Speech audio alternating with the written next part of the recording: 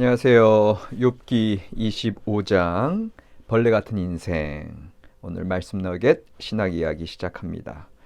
요절은 6절이고요. 하물며 구더기가 같은 사람 벌레 같은 인생이랴. 우리가 예수님을 믿는다고 했을 때 세상 사람들과 제일 구별되는 게 우리 자신의 죄됨, 벌레 같은 인생에 대한 고백입니다. 이 고백을 오늘 이제 빌다 두 번째 친구의 이제 세 번째 말에서 우리가 이제 만나고 있는데, 더군다나 그 4절에 보니까 또 여자에게서 난 자가 어찌 깨끗하다 하랴. 그러니까 아주 전통적인 인간의 죄됨, 그다음에 이제 기독교 신앙과 이어지는 어떤 본래적인 우리의 연약함에 대한 것을 오늘 이제 빌닷은 제대로 지적하고 있죠.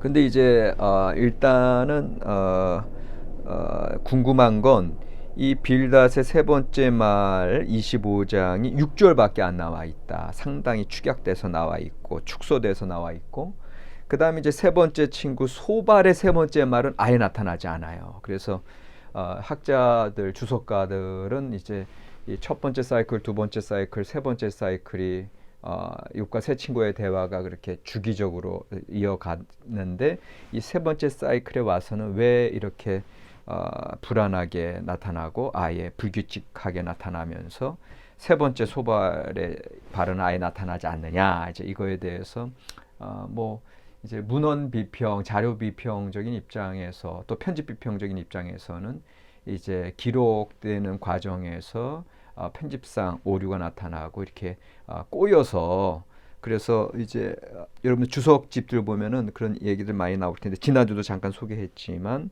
욥의 지금 이야기 가운데 그 빌닷의 이제 세 번째 말 보충될 것들이 욥의 이야기로 들어왔고, 또 소발의 세 번째 말로 나올 것이 또 욥의 이야기로 들어왔고, 이런 식으로 편집 비평적으로 다시 재구성하는 그런 작업들을 하는데, 저는 개인적으로 그런 학문적인 입장을 받아들이지 않고 오히려 정경 비평적으로 우리가 하나님의 말씀 받은 바 그대로 지금의 본문을 교회 2000년의 역사 동안 하나님의 경전으로 받아들였는데, 문학 비평적으로, 경전 비평적으로 지금의 모습 그대로 이제 해석을 하고 있습니다. 그런데 그렇게 해석했을 때 오히려 맞는 게 뭐냐면은, 지금 빌닷의 말이 줄어들고 그다음에 소발의 말이 아예 안 나오는 것 자체는 그만큼 이제 욥이 이 욥과 세 친구와의 대화 논쟁 가운데 이제 세 친구들이 더 이상 할 얘기가 없어져 가는 거죠. 그러니까는 논쟁에 대해서 뭐 논쟁에서 이겼다라기보다는 세 친구들이 어떤 욥의 그런 이야기 가운데 어떻게 네가 그런 말 할 수 있느냐, 또 여기서 인간으로 난 자가 어찌 깨끗하냐, 이렇게 계속 욥에 대해서 비판은 하지만, 그럼에도 불구하고 욥의 이제 하나님을 바라보는 그의 강직함과 또 그의 포기할 수 없는 그러한 자기 자신의 무고함의 주장에 대해서 뭐 이들이 질렸든지 아니면 논쟁에서 이제 더 이상 반박할 말이 없든지 어쨌거나 이렇게 줄어든다고 하는 거, 그러면서 네 번째 친구 이제 엘리후가 나올 수밖에 없는 상황, 그리고 결론적으로 이제 하나님께서 최종적으로 나오는 그러한 어떤 무대를 지금 배경적으로 형성하고 있다, 이렇게 이제 볼 수 있고요. 그 다음에 이제 내용적으로 실제적으로 보면 지금 빌닷이 대답하는 말이 앞에서 지금 25장이잖아요. 근데 앞에서 24장에서 욥이 얘기한 거에 반박이에요. 그러니까는 25장 2절 3절에 빌닷은 하나님의 주권과 위엄, 높은 곳에서 화평 베푸심, 그 다음에 하나님의 군대, 그 다음에 하나님의 비추는 광명, 이거 얘기하잖아요. 요게 방금 앞에서 욥이 24장 1절로 12절에서는 하나님의 심판 부재를 얘기했고, 또 13절로 17절에서는 악인의 어떤 운명에 대해서 얘기했잖아요. 그러니까는 거기에 대한 안티테제란 말이에요. 그러니까는 하나님의 심판이 없어? 아니야. 빌닷이 얘기하는 것은 하나님의 주권과 위엄이 있으시고 높은 데서 화평을 베푸신다. 여전히 다스리고 계신다. 그렇기 때문에 3절에 하나님의 군대, 그래서 또 하나님의 비추는 광명. 그러니까 네가 하나님의 심판이 부재하다, 하나님의 안 다스리시는 것 같다. 그 다음에 어떤 하나님의 어떤 어둠, 하나님의 진리가 떠나간 그런 무질서 이런 걸 얘기하지만 그렇지 않다. 화평을 베푸시고 광명을 베푸시고 하나님이 다스리신다. 요거를 이제 빌닷이 아주 전통적인 그런 교리와 어떤 진리의 입장에서 얘기하는 거고, 그 다음에 4절, 5절, 6절도 마찬가지. 25장 4절, 5절, 6절은 이게 바로 뭐예요? 에? 우리의 인간의 죄됨, 그 다음에 구더기 같은 사람, 벌레 같은 인생. 이게 뭘 반박하는 거예요? 욥의 자기 자신의 무고함 주장을 반박하는 거 아니에요? 그러니까는 그런 면에서 지금 빌닷은 충분히 욥이 앞에서 얘기한 것들에 대해서 많이 축소되어 있으나 제대로 이제 반박하는 부분이고, 거기에 대해서 이제 26장에 또 욥의 대답이 이어지고 있습니다. 그렇다면 지금 빌닷은 제대로 된 진리의 말씀을 지금 선포하는 거거든요. 이제까지 뭐 친구들도 다 진리의 말씀을 선포했죠. 그러면 뭐가 문제냐라고 하는 거죠. 여기에서 제가 오늘 이제 좀 말씀 너겟으로 이제 붙들고 싶은 건 뭐냐면, 벌레 같은 인생 분명한 사실이고 진리입니다. 거기에 대해서 빌닷이 얘기하고 있다고 했을 때 제가 이제 뭐가 생각나냐 하면, 우리가 항상 주일 예배를 드릴 때 대표 기도하시는 장로님들이나 권사님들이나 또 목사님들이 늘 회개의 기도를 드리세요. 그러니까는 우리가 그렇게 주님 앞에 일주일 동안 이렇게 살면서 여전히 죄의 때가 묻어 있고 이런 죄됨을 회개합니다. 이 회개 기도는 너무너무 중요해요. 근데 이게 또 뭐가 문제냐?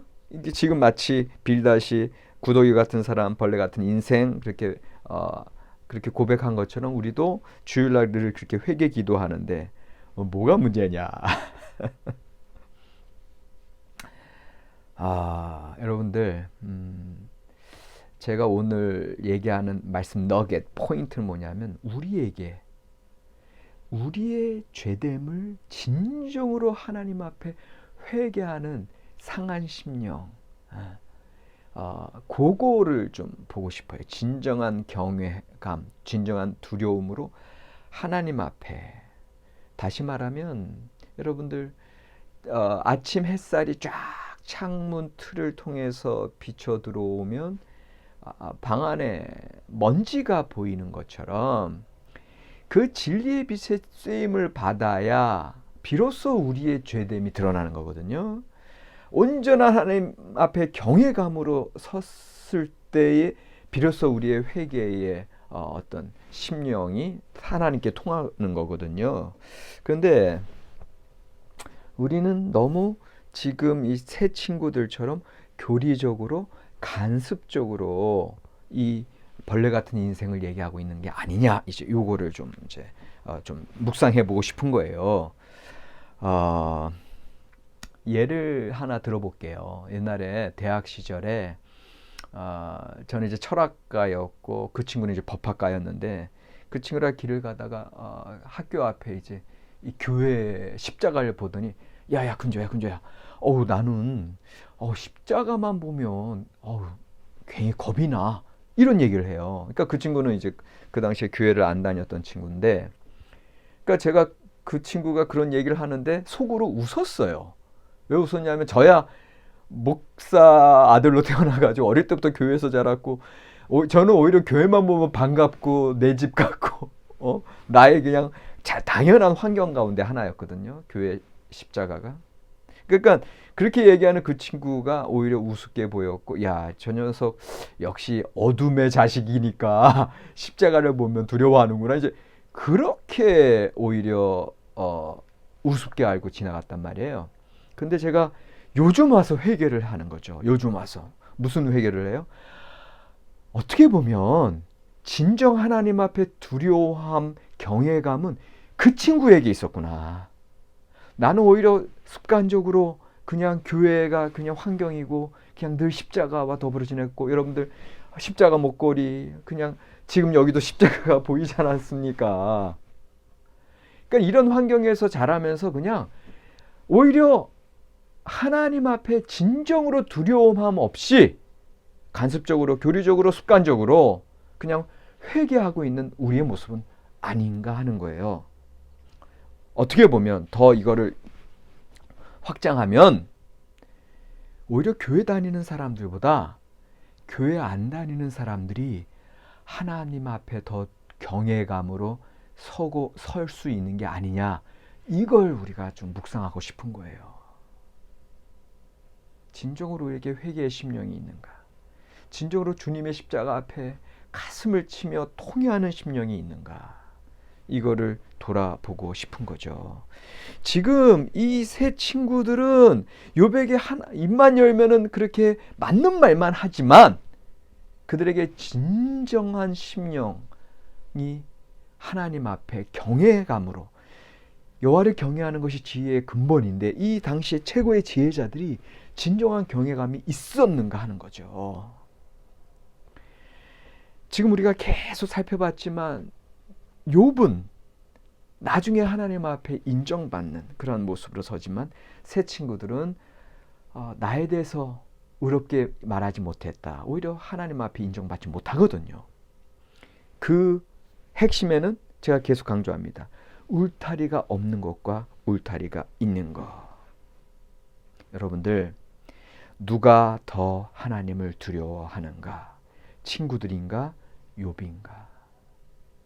지금 욥이 하나님을 더 두려워해요. 왜요? 욥은 울타리가 없기 때문에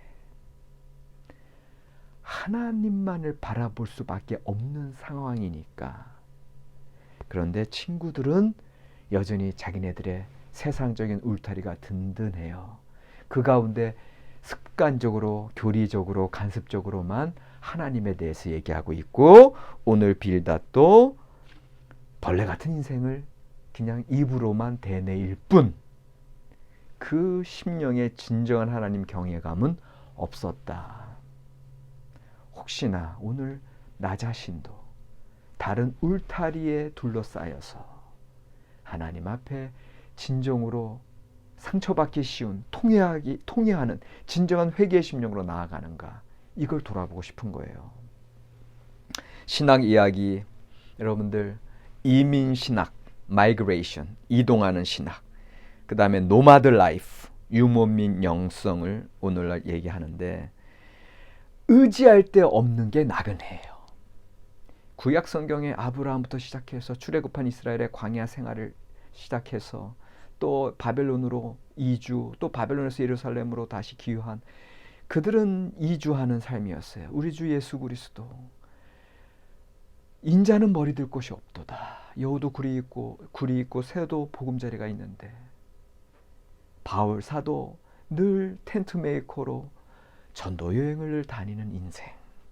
그런데 오늘 우리는 너무나 안주하고 있고 너무나 울타리에 가득 차 있습니다. 오히려 나그네는 배고픔과 외로움과 더러움과 불확실함으로 그렇게 살아가고 있는 진정 벌레 같은 인생일 수밖에 없는데, 우리는 여전히 배부르고 그냥 주변에 누가 있고 깨끗하고 안정적인 삶을 추구하는, 우리는 말로만 벌레 같은 인생이지 부유한 인생을 살고 있어요.